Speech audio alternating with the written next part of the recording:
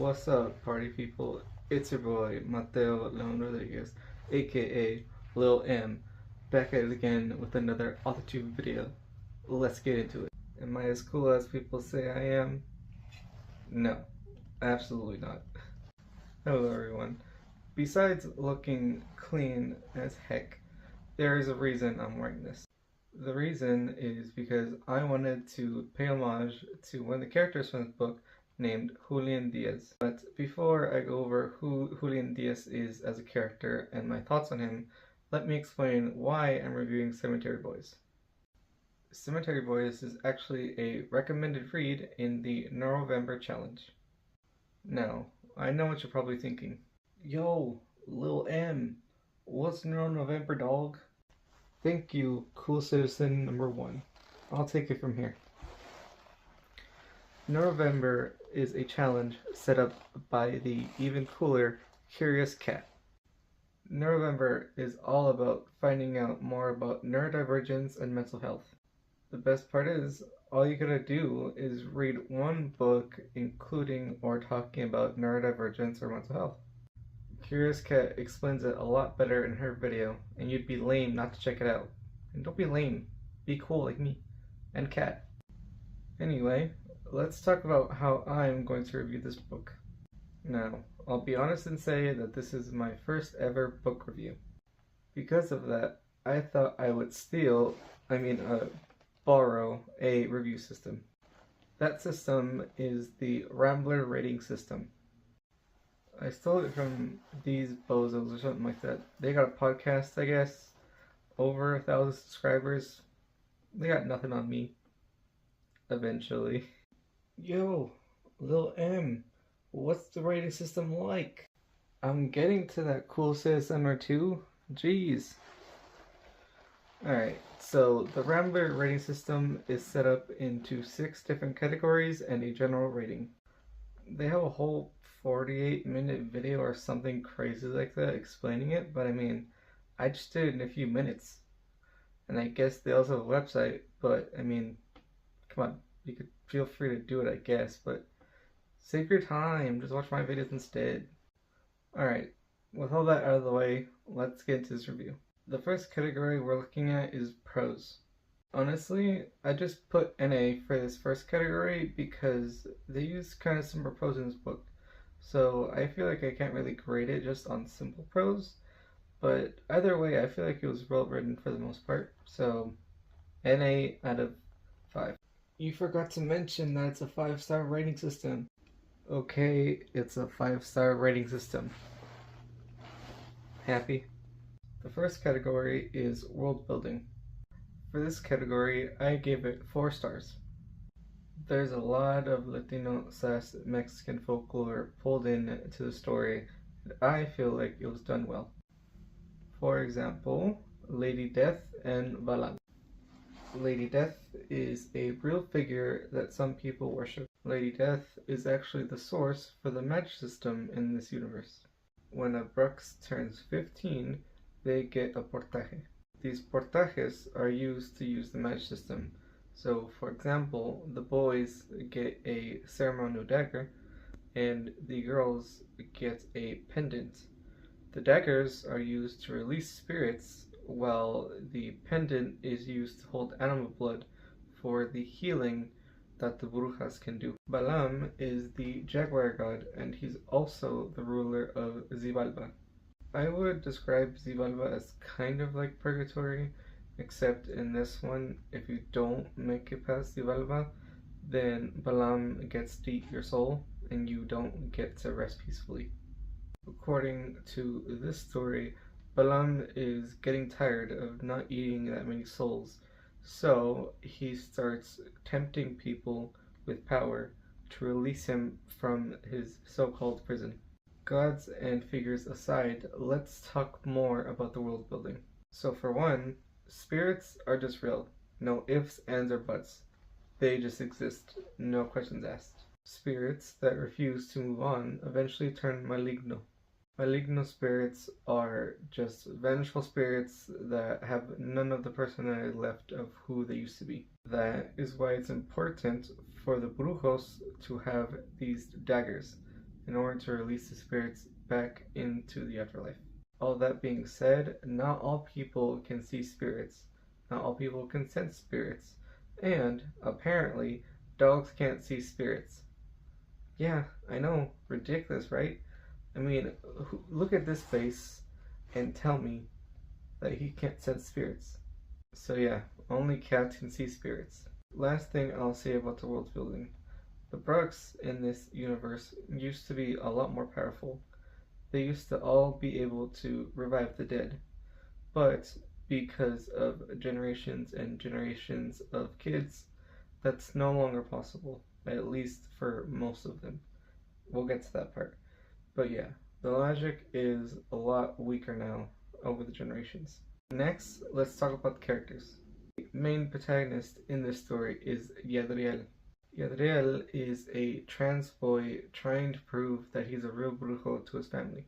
Yadriel is ambitious and hardworking, but he could be selfish sometimes. Maritza, his cousin, is a hardworking, rebellious teen who is also a vegan. Now we moved on to Julian, the main love interest, and he is a misunderstood bad boy who actually deeply cares about everyone around him. And while this is never confirmed, it is implied that Julian has ADHD, and that's part of the reason why it was included in Neurovember. Aside from that, the other side characters that are included in this book are also fairly fleshed out. Each one has their positive traits and their flaws. And now, let's move on to plot. Admittedly, this is where the stars kind of start to dip a little bit. I give the plot 3.5 stars. This is where we get into spoiler territory. So, at the start of the story, because Yadriel transitioned, he was not allowed to get a portaje, or one of the daggers. So, his cousin Maritza makes one for him, and that's where the story begins. Like I said, they could sense spirits, but also, I forgot to mention, they could sense death. So, they sense a death, a very violent one, and they know that it's very close to the family. They get told that it is their cousin Miguel, because he is the one that went missing while he was supposed to be guarding the graveyard they all live in. The problem and mystery is that they can't find his body, so they can't release his spirit back into the afterlife. Yadriel offers to go help look for his cousin with the other men, but his family refuses, and they tell him to stay with the other women. And that is when we get introduced to his Uncle Tito. His Uncle Tito is also rejected by the family, but it's because he has no magical ability whatsoever. While they are both talking, Lita, Tito's mother, walks in and asks if they've seen La Garra del Jaguar. It is a set of 4 daggers as well as a jaguar head amulet. If you'll remember, Balam is the jaguar god. After everyone else leaves, Yadriel decides that he is going to try to find Miguel's spirit and release him. If he does that, he could prove that he is a real brujo. While they're looking for Miguel's spirit to release, they find a medal that says San Judas Tadeo. So, they summon the spirit that is attached to this medal. Unfortunately for them, it is not Miguel, it is Julian. That's right, Julian, the main love interest, is a spirit. They try to release Julian, but unfortunately, he does not want to leave. He insists on looking for his friends and seeing if they're okay before he's released. So, because Yadriel summoned him, he reluctantly agrees. So, throughout the course of the story, the two fall in love, and then eventually, Julian is ready to move on. The relationship is great and sincere, but the main problem I have with this is that this main story where Miguel's body is missing and everything, that kind of gets put on the back burner, even though it kind of started the whole story, and the story just kind of focuses on them. So that part to me almost feels unnecessary, and I'll get into it a little bit later when I go over the ending, but yeah. So, on the day that Julian is supposed to get released, Israel and him go back to the place where they found his medal, and Yadriel makes him an ofrenda. If you don't know, an ofrenda is an altar that you make on the Day of the Dead to kind of honor them, put their favorite snacks, stuff like that, so that when they visit on Day of the Dead, they can enjoy all of their favorite things. And this is where we get to the ending. So, there's something else that's been happening in the story so far, which is that occasionally, for some reason, Julian starts to spasm and phase out, and he seemingly starts to relive his death, which is not normal for spirits. So again, while they're at this ofrenda, they discover something. They discover that underneath where Julian's medal was discovered, there is an underground dungeon of sorts. So they go under there and they discover 4 bodies. And each of those bodies has one of the sacrificial daggers from the beginning, like I was talking about. But here is the surprising part. Julian is still alive. And this part confused me because Miguel and the other 2 bodies, they're actually dead. But Julian is not. He's the only one that's not dead, even though they have a dagger in their chest, which feels like it would kill them, but I don't know. I'm not a medical expert, so. And this is where we get to the twist of the story. And that twist is that it was the uncle the whole time. And honestly, there were indications that this was going to be the twist that happened, but for me personally, I felt like they were a little bit too obvious. I don't know if that's just me being a writer and me being able to tell, but it kind of felt unsatisfying for me because I was just like, yeah, okay, of course, you know. The uncle kind of monologues why he did this because, you know, he's the black sheep of the family, this, that, the other thing, and he was offered power, so that's why he fell into it. So his uncle tries to finish the ceremony, and that's when Yadriel and Maritza had to intervene to stop him. By the time that he gets close to finishing the ceremony, which would bring back Balam, he is pushed into the ceremony thingy and swallowed up by Balam. And that's how the fight scene ends.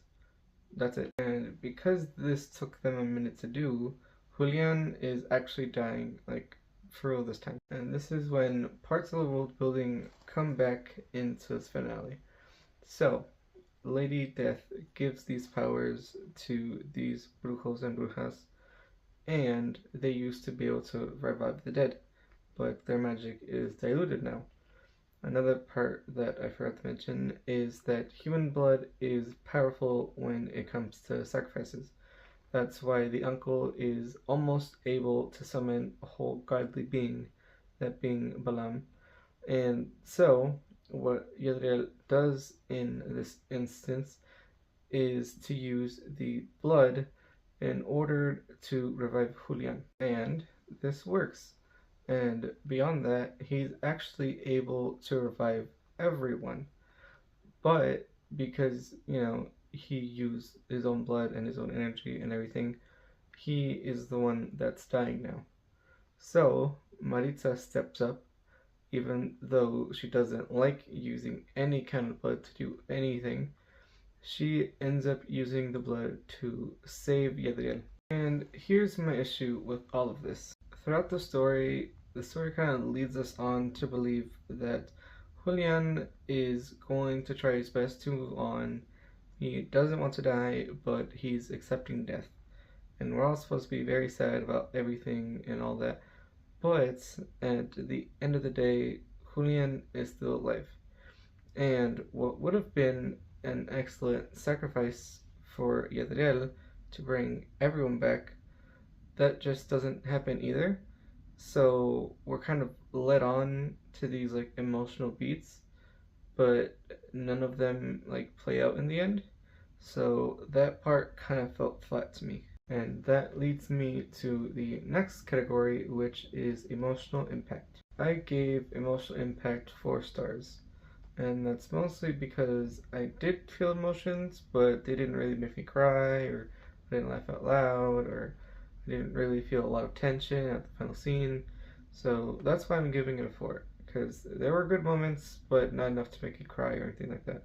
Now to move on to the last category, which is thought-provoking. I gave thought-provoking 4.5 stars.